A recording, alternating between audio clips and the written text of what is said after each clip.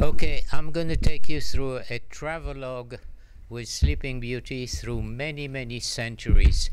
You have to imagine you're in India and a young lady pricks her finger with the needles and falls asleep. She's discovered by a Raja who inadvertently removed. She wakes up and they introduce each other and they fall in love and they get married. The trouble is he has another wife. That's one of the earliest versions of Sleeping Beauty, and it has not really Sleeping Beauty but the magical sleep. Forget India.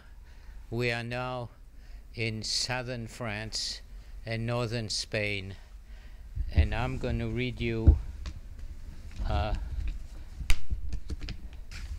introduction of a poem. Hold on, bear with me a second.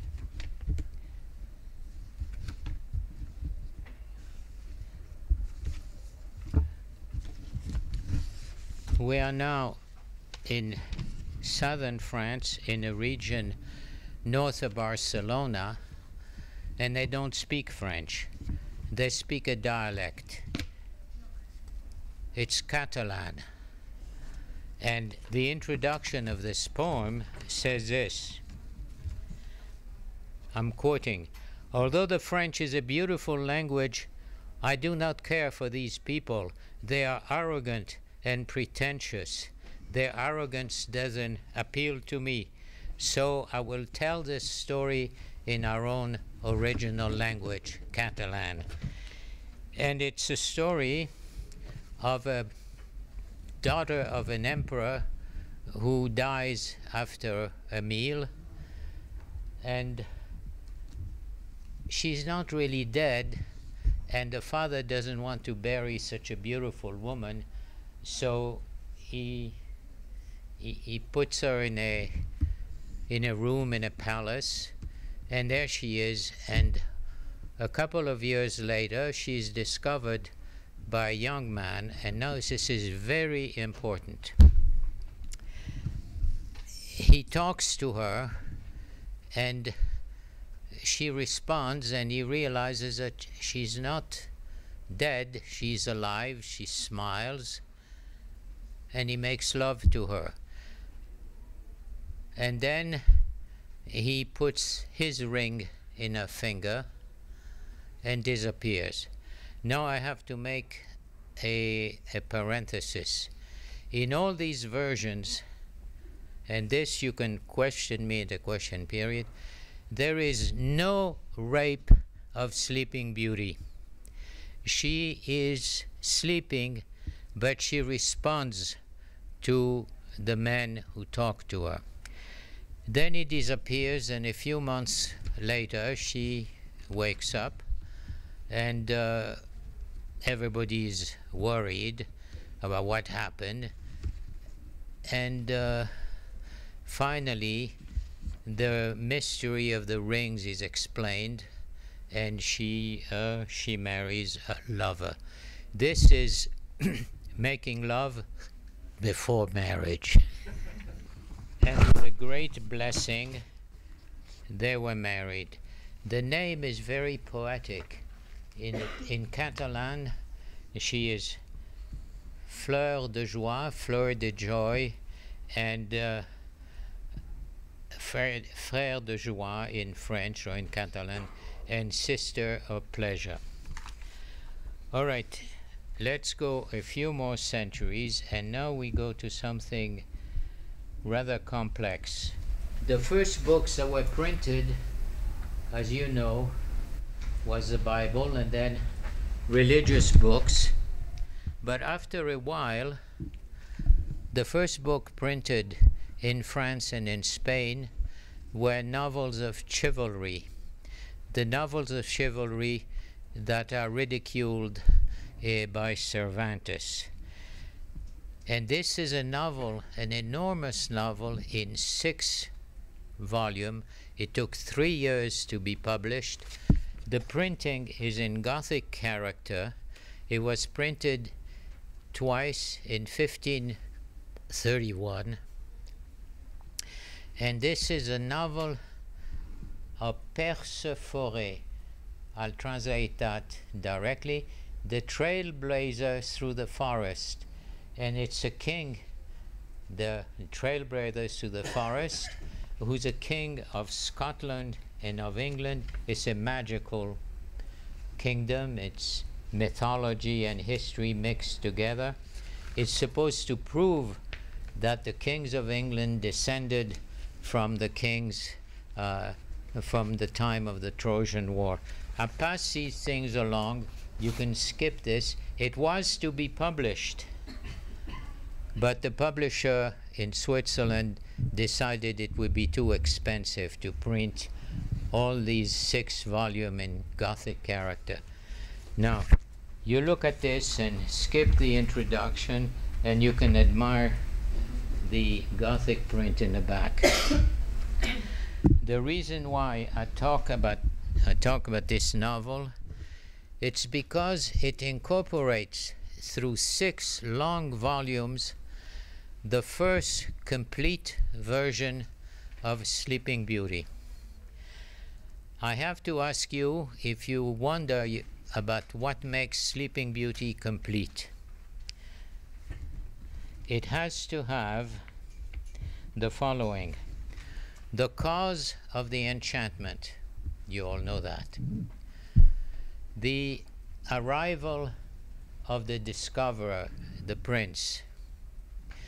Then you have to have the princess awakening, and then what happens afterwards, which is often forgotten.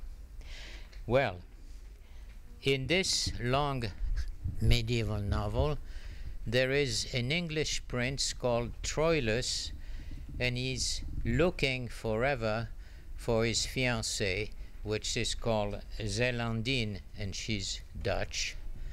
And he goes all over the place through Europe. The borders at that time were not, the borders of Europe were not very definite, very central, very, how shall I say, very definite, very fixed.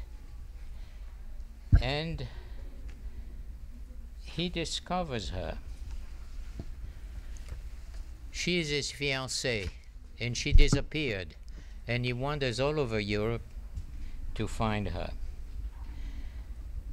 And suddenly he hears a magic voice telling this, and I'm translating from the French.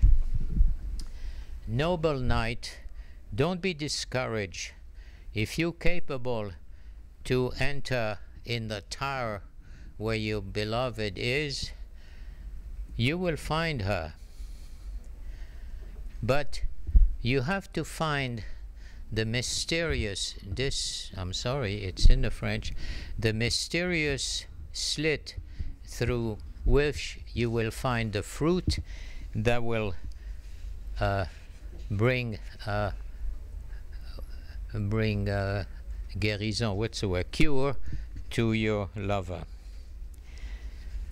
And the young lover says, I don't know what this means. And he asks the fair, explain to me. And the answer is, Venus will show you the way. You will find the fruit. If you're a man, don't worry about the rest.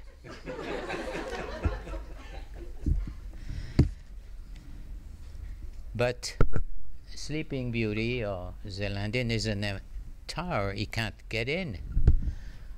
However, this is a fairy tale. Through a magical bird, he enters the tower and finds, I'll call her Sleeping Beauty, makes things simple. And Venus speaks to him and tells him, here you are, noble lord. You found the woman that you love more than the world. And you don't want to sleep with her? And he says, no, it's unfair. I wouldn't take advantage. But Venus tells him, take off your clothes. I'm reading from the French. He wanted to take off his clothes. And he was worried.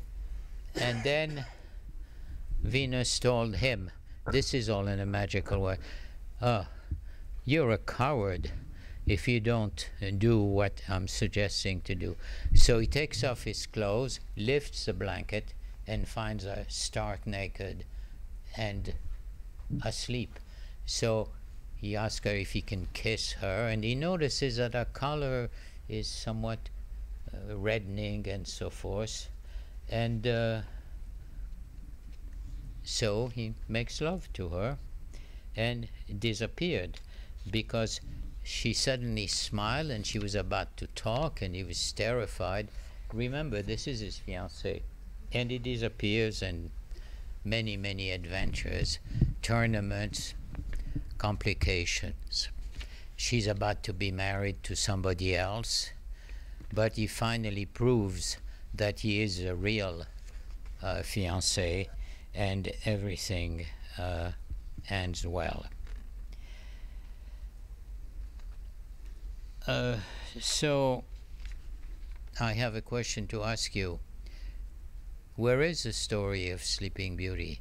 Where is the kiss? Where is everything? It's not there yet. You have to have a little patience. I'm taking you now through the 17th century, and there is an Italian author called Basile, and he wrote a story patterned after Boccaccio. It's called the Pentamerone. Penta, pentagon, 5 days. It occurs in 5 days. And there is another version of what we would call Sleeping Beauty. A prince, no, a lord, it's not a prince or anything. He wanders in this palace, enters in it, finds a beautiful woman asleep, and he makes love to her. Guess how she wakes up? She wakes up giving two twins to the world, and wonder what's happening here. How come? I thought I was a virgin, etc. And of course, he takes her home, and the wife is very jealous. And now there's a macabre episode. The jealous wife supposedly kills the 2 children and cooks them and serves them as a meal to the Lord.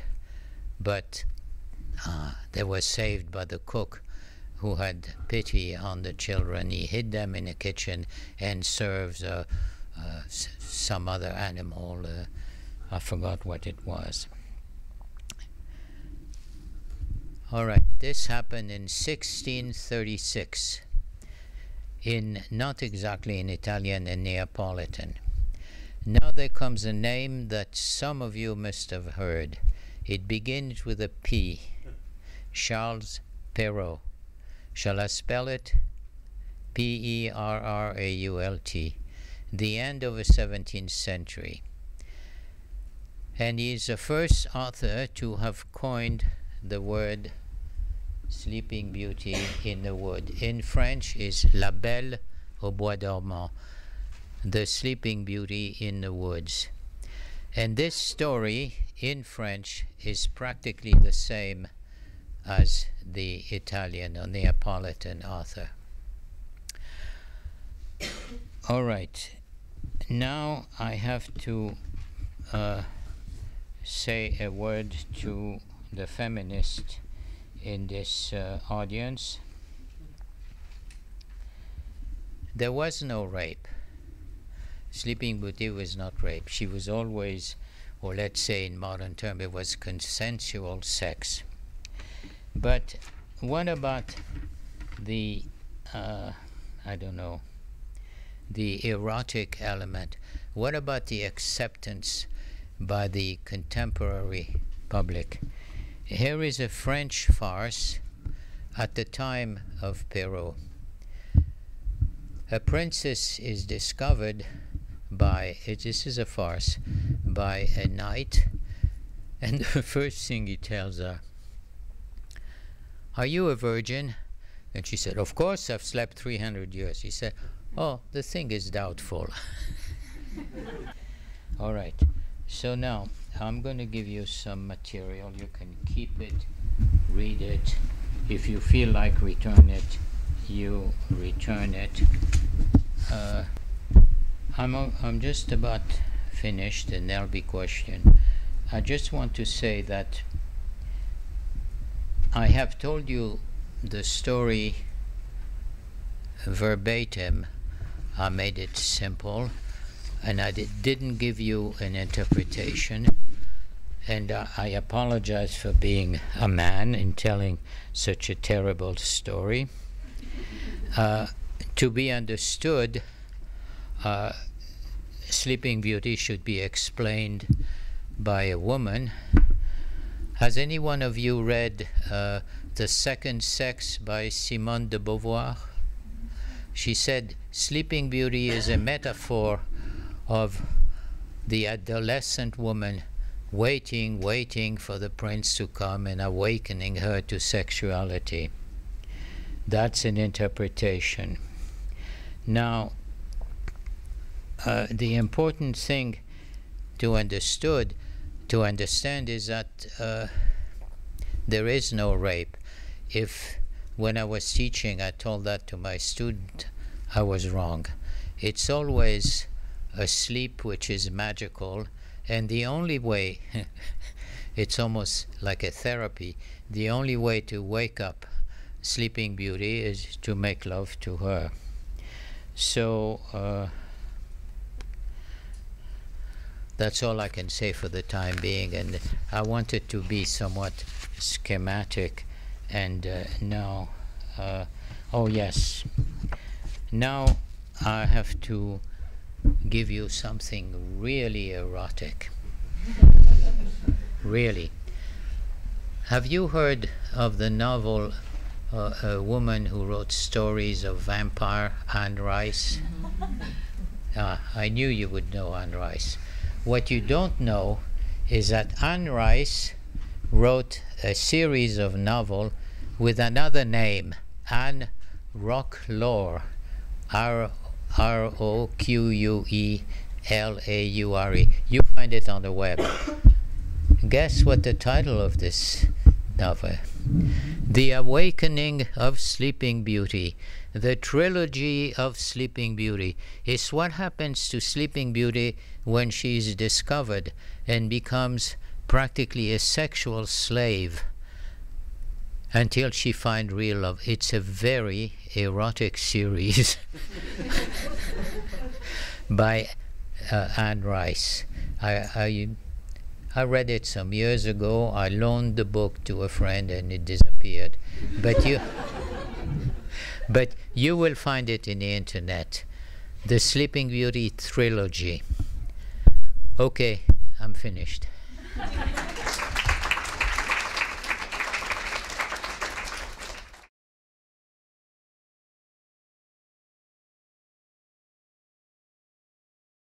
Okay, so the title for this talk that we're both doing was an improvised title, and it was, you know, just sort of, it was going to be something sexy, so we thought eroticism and sexuality in Italian fairy tales. And I wanted to talk today specifically about a translation of Italian fairy tales. So I put this, and then I thought maybe the title could be, or how the first Italian fairy tales became Victorian porn, because that's really what I'll be talking about. And then I thought we could also call it, or what I learned from reading fairy tales in special collections, because I'm actually going to be talking specifically about 2 books that we hold here in special collections. So people are always disappointed if you don't start with a tale, as Jacques has done. And so I'll tell you a couple tales, a piece of them. Once upon a time, there was a duke and a duchess who had everything they could ever hope for, save children. One day, while out in her garden, the duchess fell asleep in the shade of a tree, and a small snake, who was actually a fairy, crawled up her skirts, slithered up her natura, and rested in her womb. Soon the duchess found herself pregnant, and when she gave birth to a beautiful little girl, the girl had a snake wrapped around her neck. Here's another tale. Once upon a time, there was a king and queen who could not have children. One day, as the queen slept in her garden, and the lesson here is really just don't sleep in the garden, right? As she slept in the garden, 3 fairies passed by and decided to bless her because she was so beautiful. The first said she would become pregnant the next time she slept with her husband. The second said her son would be the most handsome in the world. And the third fairy said, the kid's gonna be a pig, inexplicably. And that the pig will only return to his human form if he marries 3 times.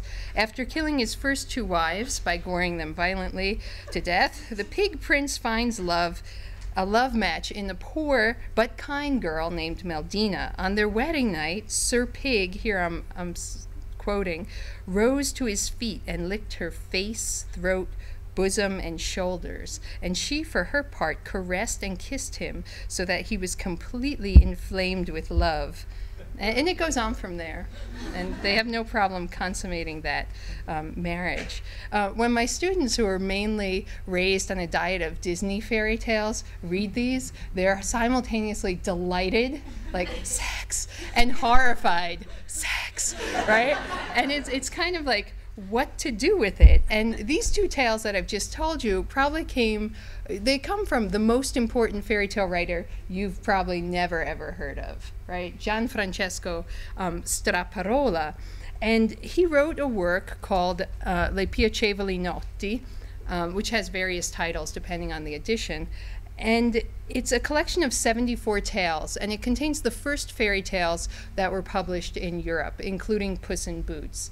It's like Boccaccio's Decameron in that we have a frame tale that circumscribes the 74 tales. And the frame tale is about a group of men and women who meet together for 13 nights during Carnival on the island of Murano, which is in Venice, to sing songs, tell tales, and solve riddles.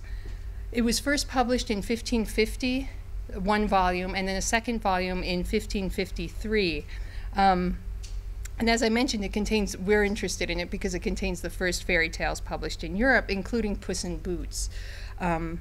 But there are also tragic and comic love stories, and there are Italian beffe, which are elaborate practical jokes as well. It became a bestseller in Italy, having about 20 editions in the last 50 years of the 16th century, and it was quickly translated into French by 1572.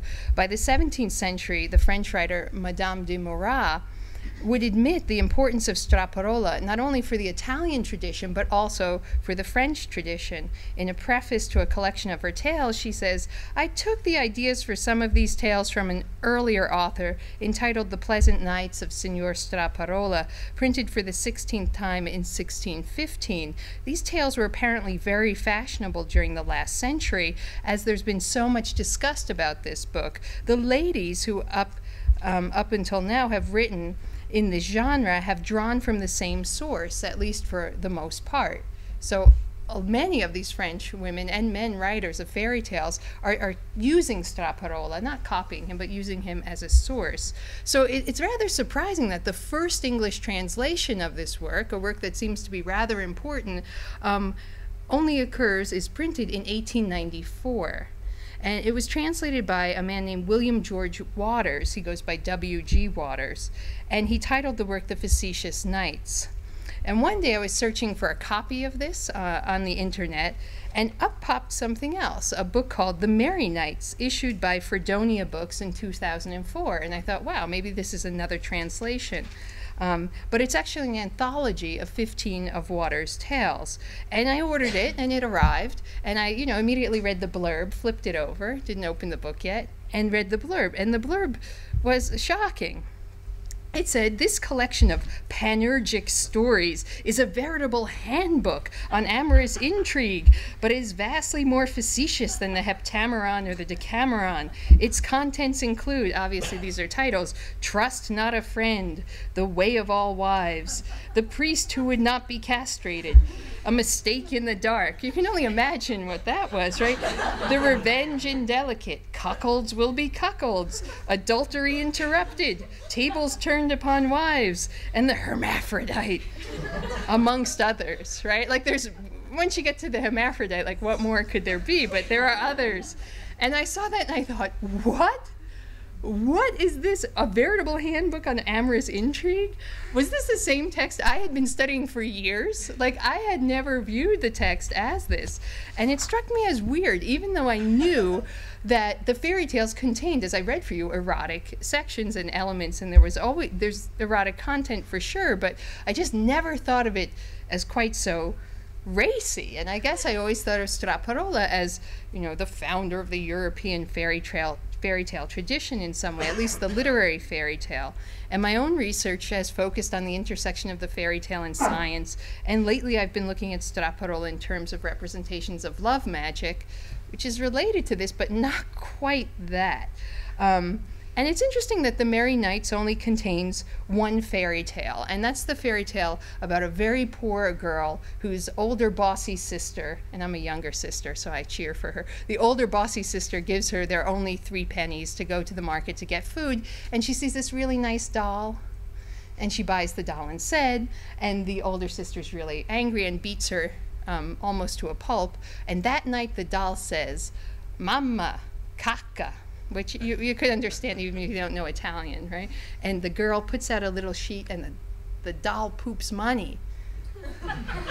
Lots and lots of money. And so it does have a happy ending. But that's the only tale that's in The Merry Nights. So I was wondering, what's going on here? I mean, are Straparola's tales really a veritable handbook on amorous intrigue? And since these tales came from the Waters translation, I was really curious to examine his unabridged translation, which we have in special collections, and see if he too viewed Straparola this way, or if it was just these publishers in Holland, actually. And so a little background on Waters. He was born in 1844. He was an Italianist who published both translations and critical studies of the art, architecture, and literature of Renaissance Italy. As a translator, he really specialized in short stories in the Boccaccian tradition. And his translation of Straparola's tales seems to be his most successful. It was reprinted 6 times in 2 decades. And what I want to look at today with you is the way in which the early modern fairy tales became Victorian porn, right? That was title number 2 to this. Specifically, I want to examine the tension that I think arises in the Waters translation around obscene, vulgar, and pornographic material, or erotic material, we could say, in Straparola's tales. And something really interesting happens. While the translator is going to try to say, we should just accept this kind of thing and not be too excited, the illustrations celebrate its presence of the erotic. So let's look first at the translator. He provides his readers with the learned apparatus. We're all expected to write as academics, right, as a learned introduction. He has an introductory essay. He has extensive notes in his edition in which he cites possible origins for the tales and cross-references, cross-cultural correlations for other tales. As we might expect, his essay introduces Straparola's life and works. It discusses the plot of the frame tale, and it reviews and critiques previous critical assessments of the texts, and it provides a brief summary of its translation history. But what struck me most when I read his introductory essay were the multiple discursive strategies he employs to defend Straparola's novellas and fairy tales from charges of what he calls indecency and indelicacy.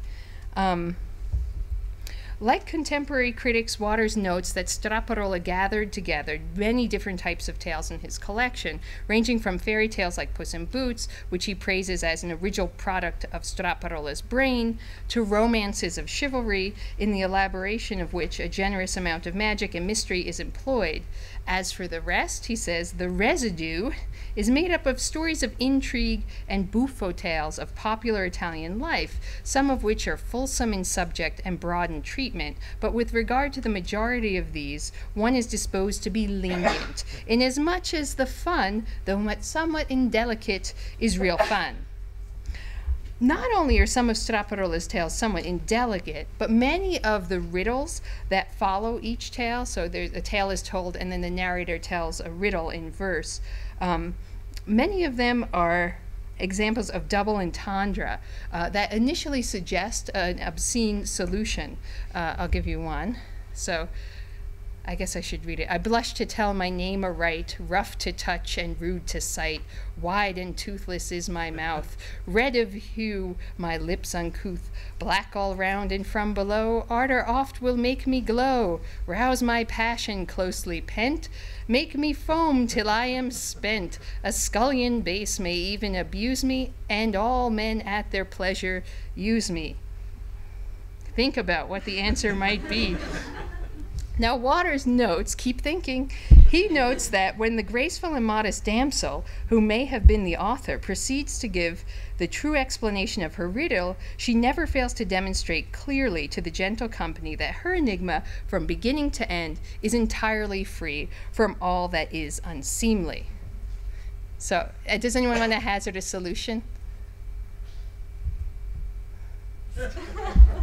Right? The stock pot, and then everyone's like, oh. That's what I was thinking, right? In defense of these risque rhymes, Waters also points out that such double entendres still exist in France, where he says they are viewed as more comical than objectionable. Returning to the tales, Waters argues that notwithstanding the foregoing, there will be found in the Notti a smaller proportion of stories objectionable to modern canons of taste than in any of the better-known collections of Italian novelle. So it's obscene, but it's somewhat less obscene than the other collections. Those critics, such as the brothers Grimm, who harshly denounced Straparola for the ribaldry of his tales, have misjudged him, according to Waters, ignoring the cultural context in which his tales were born. Rather than evaluate Straparola in the Italian novella tradition, the Grimms misguidedly applied the standards of their own day.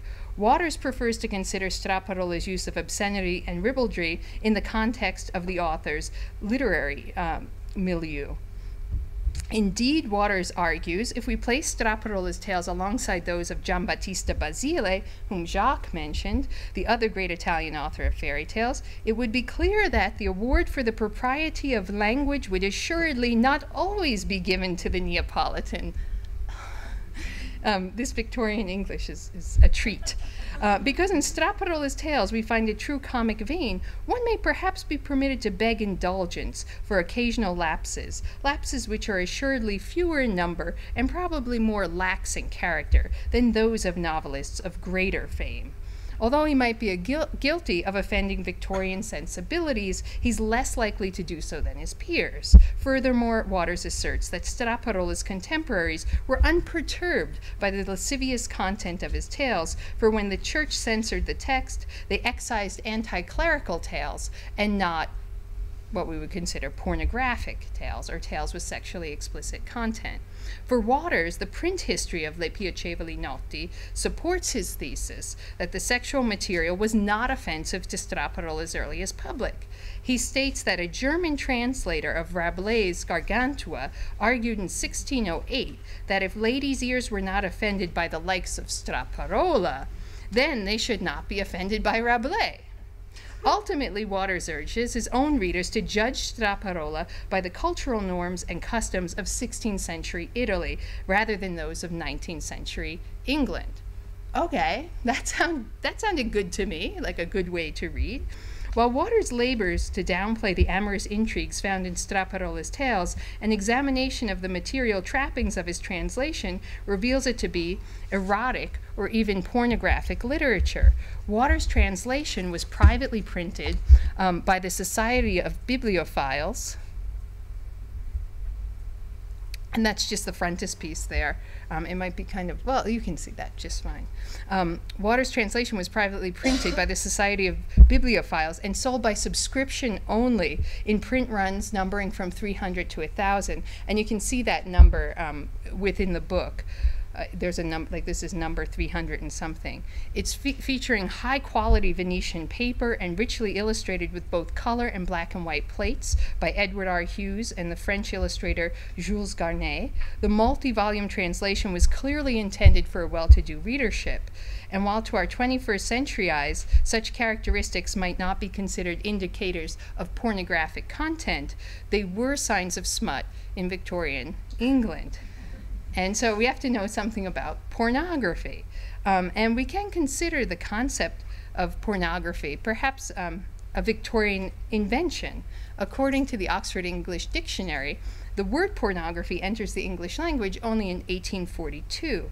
And 15 years later, the British government had passed the Obscenity Act of 1857, and they began regulating those publications deemed offensive to public morals.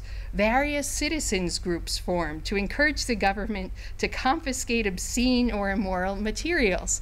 I guess there are always those citizens groups around trying to do these things. To get around such restrictions, books containing questionable content were often privately printed in expensive editions. This served to limit access to erotic material to those learned, wealthy individuals who could read without being corrupted. Private lending libraries, such as the Esoterica Biblion Society, which I'll talk about in a minute, were established in England and America to circulate restricted materials among physicians, clergy, and scholars who were allegedly interested primarily in their anthropological, ethnographic, or literary importance. Erotica and pornography were repackaged as research, and they passed more freely from hand to hand in that packaging. If Waters' introductory essay and learned notes satisfied scholarly interests, the illustrations that accompanied the tales satisfied sexual rather than intellectual desires. In fact, the primary function of the illustrations seems to be to emphasize the erotic content of each tale. While the translator wishes to justify and contain Straparola's use of sexually explicit, obscene, and vulgar material, the illustrators focus on making these portions of Straparola's text visible for the reader. 31 plates accompany Waters' translation, and 21 depict scenes from Straparola's realistic novellas, and 10 depict scenes from his fairy tales. Of the 21 illustrations of novellas, 7 feature nudity related to sexual acts, while another 7 depict sexual or vulgar content related to the tales of lust, adultery, and its aftermath. Of the 10 illustrations of Straparola's fairy tales, 5, or half, include nude characters. So a total of 19 of the 31 plates feature nudity or sexual content, or both. It's instructive, I think, to compare the illustrations in the Waters translation to those in one of the earlier editions of Straparola's Spiacevoli Notti. And this is another book that we have in special collections, so you can go take a look at it. It was printed in Venice in 1608, and each tale has a wood block, so each tale has one illustration accompanying it. To give you an idea of what they look like, here's the illustration from a fairy tale about Prince Guerino, who frees, his father captures a wild man and puts him in a prison, and that's the hairy kind of cousinate wild man that you see there. And then the prince lets him go, and then they go off on an adventure together, and it all ends happily. Sexuality and nudity are depicted in this edition. It's not that there aren't scenes of sexuality. For the tale of the Pig King, which I told you about, that love scene between the pig and the young girl, this is the image. It's kind of hard to see, it's a little bit faded, but she's welcoming him into the bed. This is the tale of Isabella, whose husband goes to Flanders, and it's never good if your husband goes to Flanders, because he always takes up with some courtesan, and that's what happens. She waits 5 years. I don't know when, you know, like 5 years, that's my limit. And then she goes to church and she prays really hard, fasts and gives alms, and it doesn't work. So she decides to try the other side. She hires a witch. They call in a devil. He's entering the door, you can see. And she flies to Flanders, assumes the form of the courtesan, is impregnated by her husband, and then goes back to Florence. And when everyone discovers she's pregnant, they say, well, write to your husband now, and then you'll be sorry. And then they're reunited happily at the end. And so we have that, and here she is, and this is the spell. It was typical of love magic that she would be nude in order for the spell to work. So it's not really, I don't know if I would actually call it so erotic, but there's also this image, which is not of a fairy tale, but it's of a novella of tricks, in which a young scholar tries to court 3 women at once. What he doesn't know is they're friends, and they find out, and they end up, each of them tricking him horribly, in ways in which he actually is physically injured each time. But he has the last laugh. He ends up having them strip naked, and they're lying in a bed, and he invites their husbands to come see them. They're covered with the sheet, and he slowly pulls back the sheet. He doesn't reveal their faces, and the husbands take a look, and they're like, wow, that's pretty sexy and hot. And they don't even realize they're looking at their own wives, which I guess I'm never sure why that is, but maybe we can talk about that. So just to show you another slide of that. So here we have the same scene of the scholars and the ladies and the revealing of the bodies. And I found this interesting because there's that one guy among the husbands who's looking out at us, right? And so he's making us participants, I think, in this voyeuristic moment. He's looking out at us and he's saying, right? He has this little grin on his face that, I'm looking here on the small screen, it's hard to see. And so this is the kind of the tenor of the tales. And if we look at a few others, here's the scene of the Pig King. At night, he's able to take off his pig skin, and there he is in all his glory. And you can see that Meldina is sure happy that she welcomed the pig into her bed. She's just waiting there for him. This is the story of Biancabella, with that snake that crawls up her mother's skirts. And here she is, the young girl, again nude, with the snake the snake fairy makes her more beautiful by bathing her in milk and then licking her whole body clean. And that's, you can see the image. She's sensuous in the milk bath. Here's another section. Her hands get chopped off, which for people who study fairy tales, that usually happens. I can see some people are nodding like, oh yeah, that. That's another talk. But there's another tale of Lattanzio and Dionigi, and it's essentially a battle between two sorcerers, a sorcerer and his apprentice. And to me, it was interesting that this is the scene. He is able to fly into the princess's room and then materialize before her. And that's what we see. And just because the magic is so interesting, you could have imagined doing a different illustration. But here we have the full frontal nudity. And then here, I just wanted to show you again Isabella and Gabrina. This is how the 1608 illustration chooses. This is the moment they choose. And this is the Waters translation, right? Which is the flight on the demon who's turned himself into a horse, the hair back, right? It's just something quite different. And if we look at other stories that are not fairy tales, we see a similar influence. This is a story of a man who's caught naked in a convent and pretends to be a crucifix. And the nuns are commenting on how lifelike the sculptor, how the sculptor has really captured the flesh. Margherita and Teodoro is really a tragic tale of a woman who falls in love with a hermit, and she swims across a strait to be with him, and her brothers figure out that she's doing this, so they move lights so that she's swimming way too far and she drowns. And so here's a picture of her arriving at the hermit. He's fully dressed, she's completely naked, and here's the hermit finding her drown. So just to show you that even the other tales have these kind of images.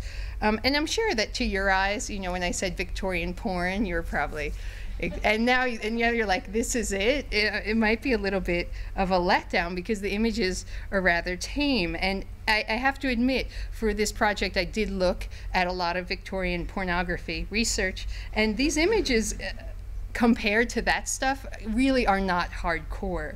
And yet, they clearly transgress the limits of Victorian propriety. Paul Douglas has argued that the fact that Waters' translation would be republished in 1906 by one of the most infamous pornographers of the early 20th century, Charles Carrington, testifies to the facetious nights and thus the fairy tales in its status as erotic, if not pornographic, literature. And this is the frontispiece from the Carrington edition. Carrington, just a little bit of background, fled his home in London sometime in the 1890s when he began to feel the pressure of the British authorities on account of his more risque publications. He set up shop in Paris then, and Carrington's catalog ranged from overtly pornographic texts such as Raped on the Railway, Flossie, a Venus of 15, The Flagellation of Women in Germany, to classical texts that contain some erotic content, such as the Satyricon or Apuleius's The Golden Ass, to folkloric texts that contain body or erotic material, such as Afanasyev's, is that good pronunciation? More or less, Russian folk tales, to works that contained little erotic content, so he published a variety. He avoided prosecution by selling his books through subscriptions and then mailing them to clients in the US and England.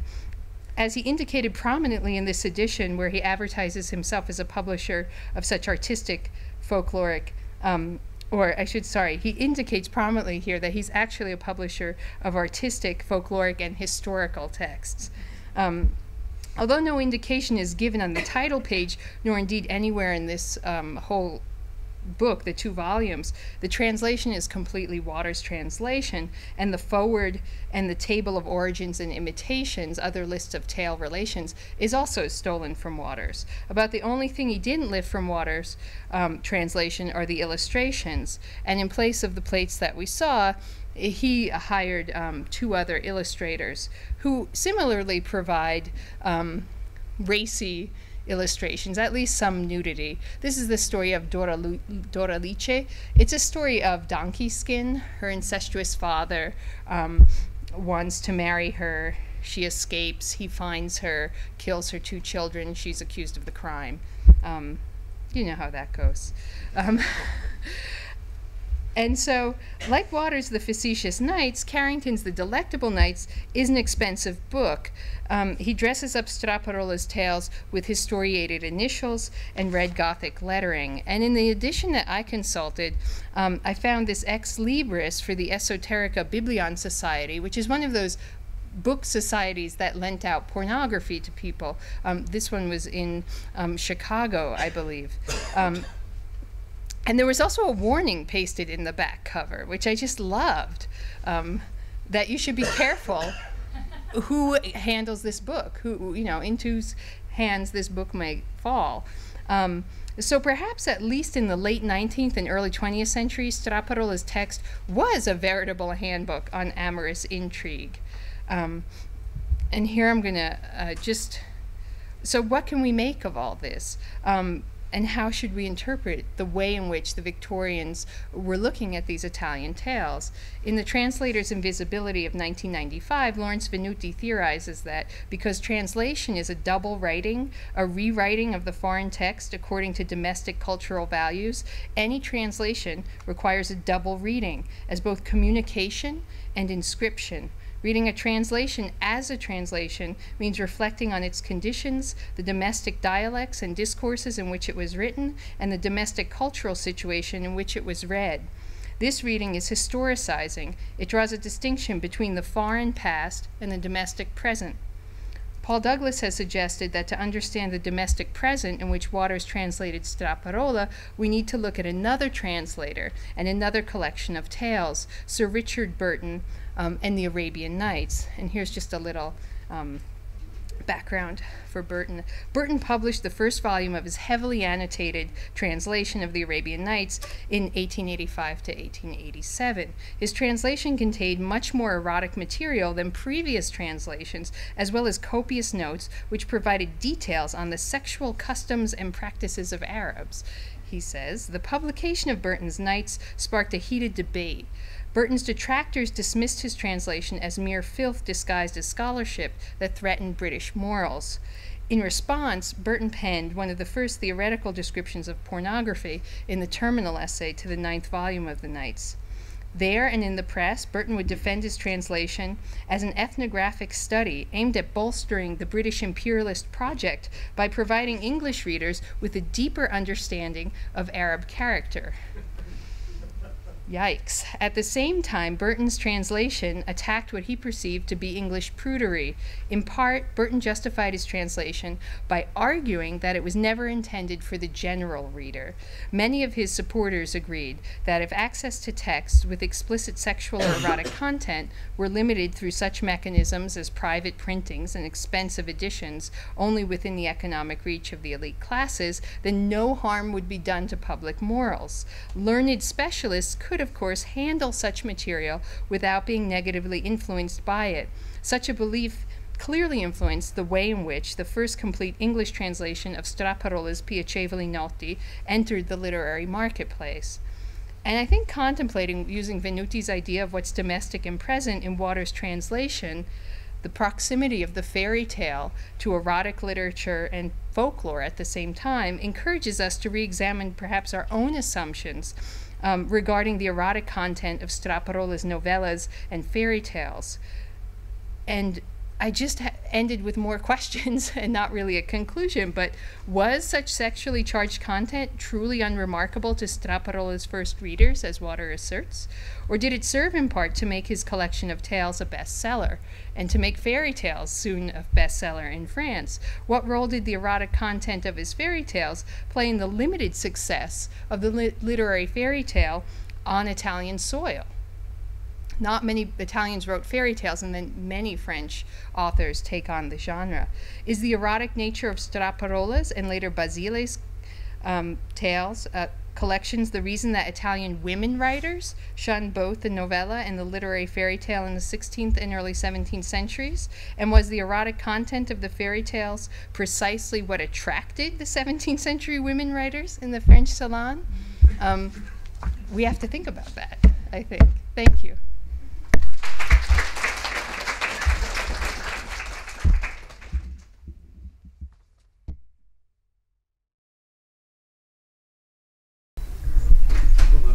A question I have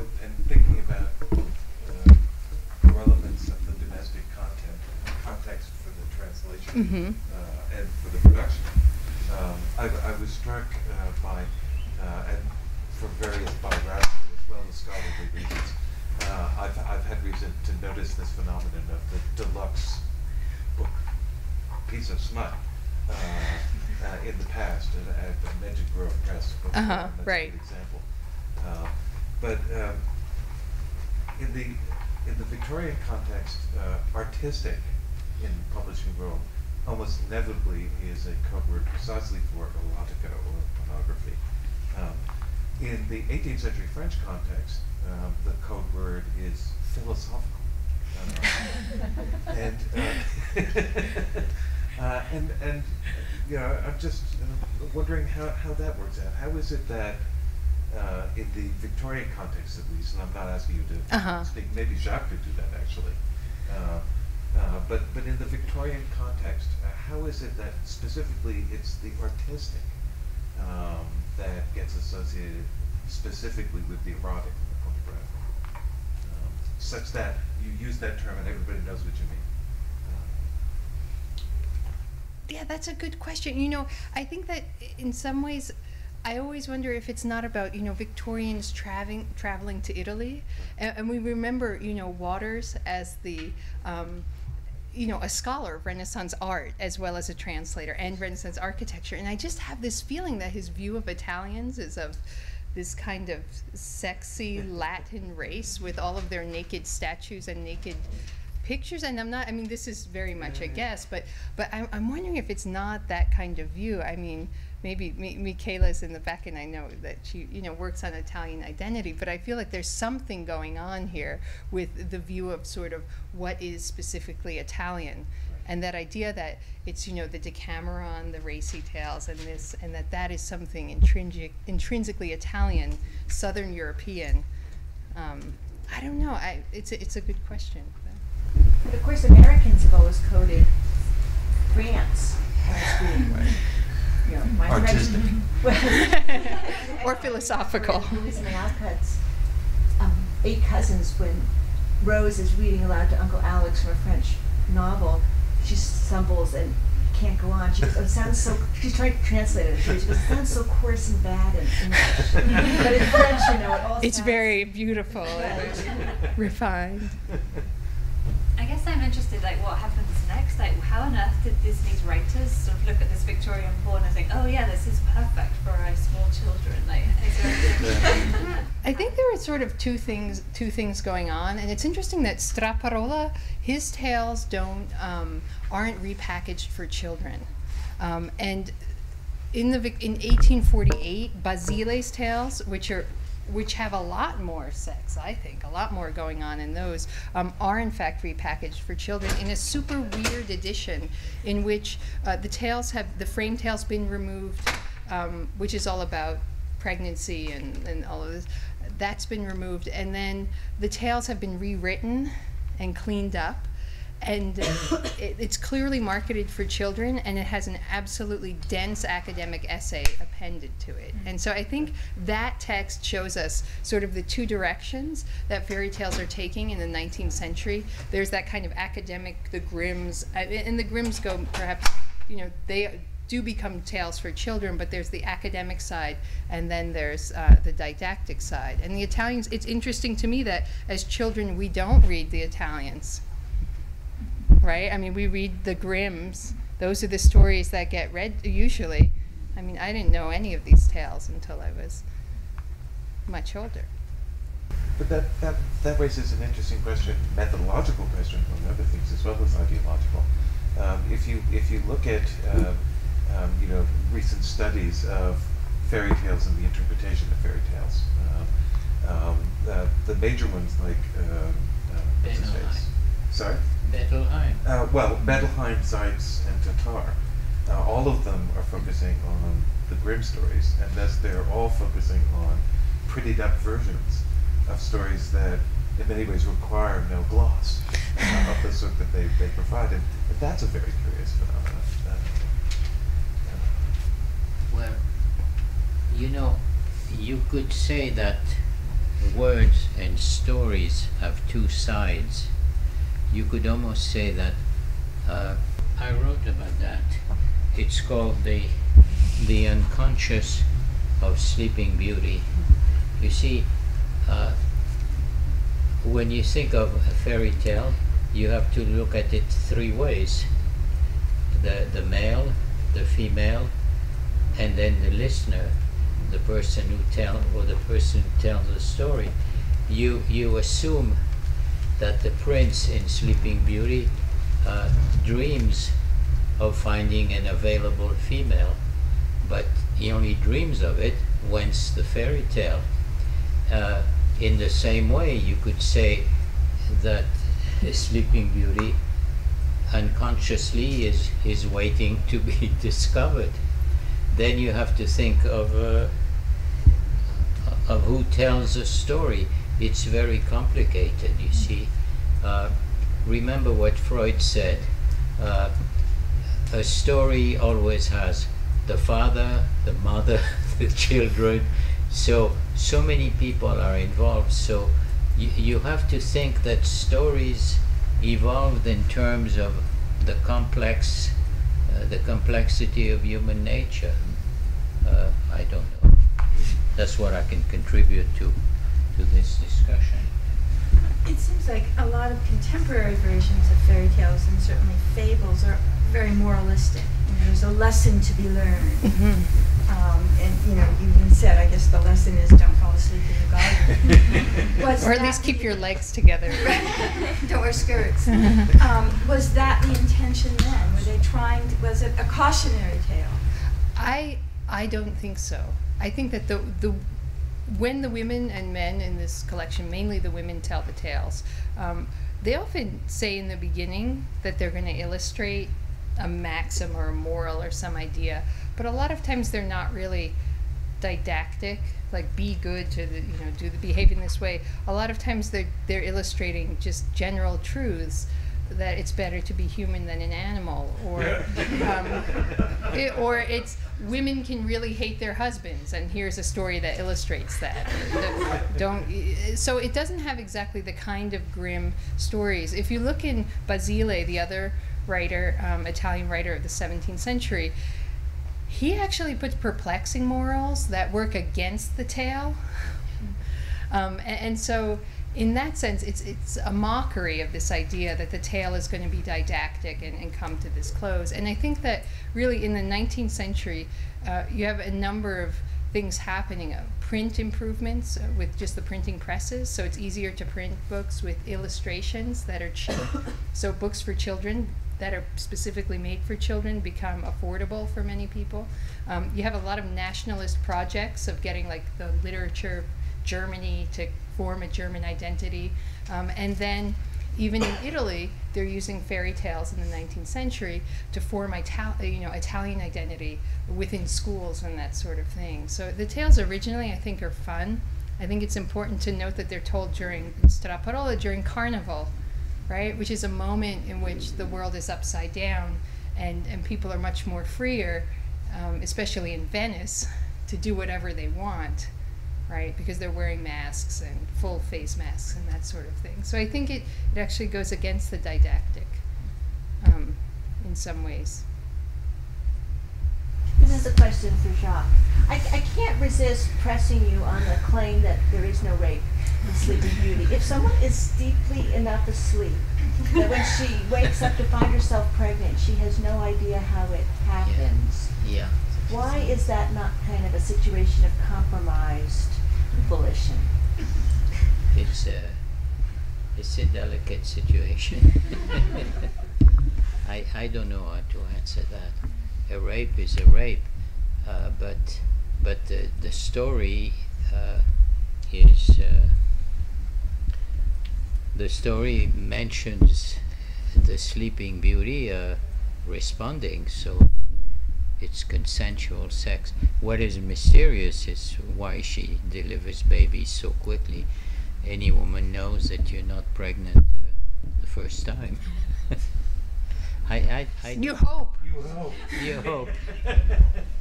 You hope. I would, in Basile's tale, I would say it is a rape if we Yeah.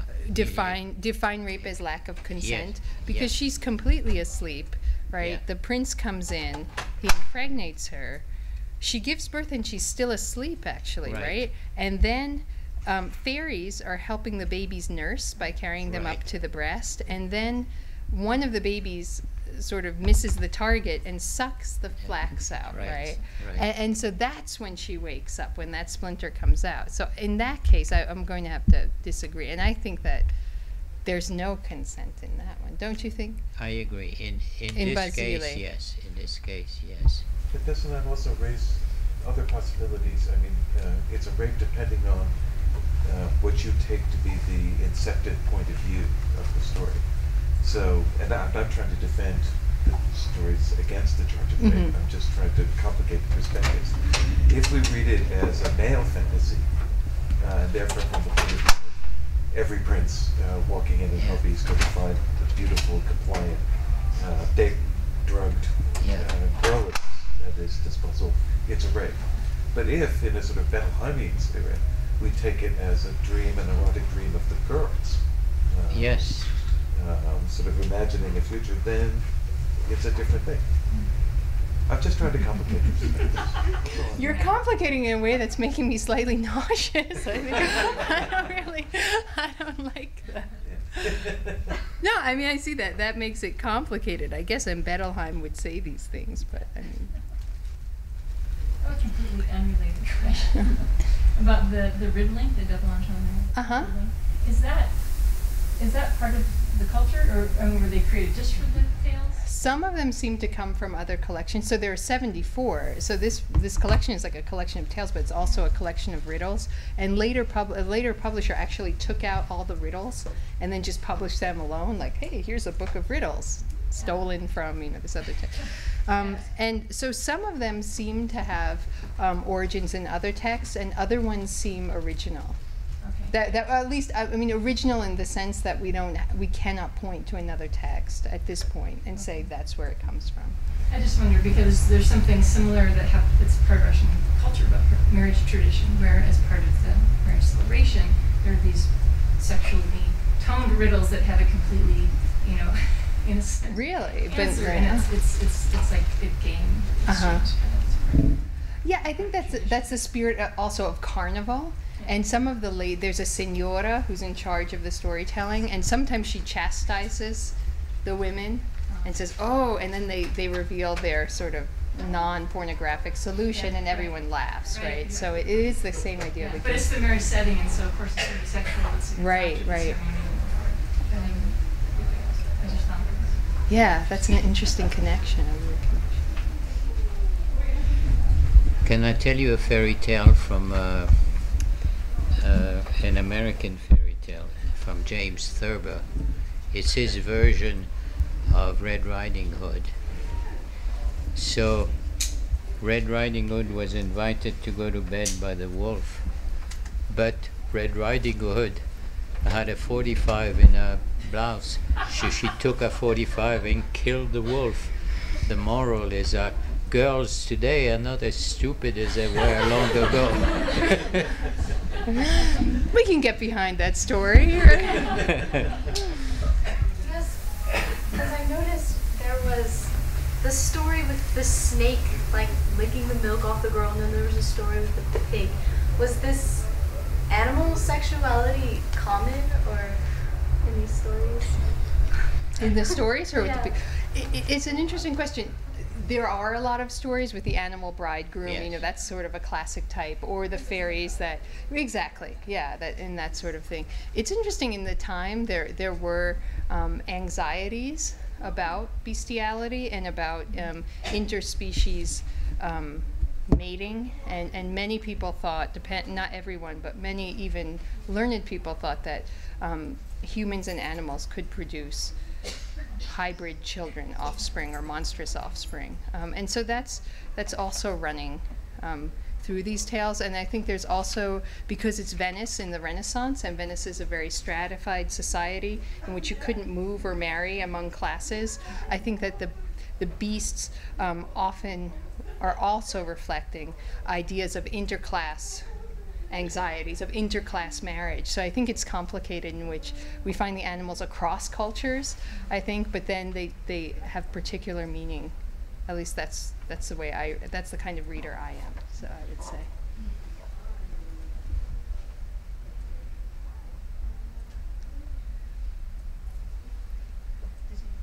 I was just going to say, I think when you were reading about Sleeping Beauty being put, she falls asleep and she gets shut in the room, and it's sort of, I don't know why exactly, but I connected that to Snow White, and I was just wondering what you thought maybe the similarities between the two might happen to be there by any chance.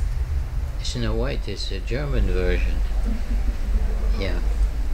That passed from the French to the German.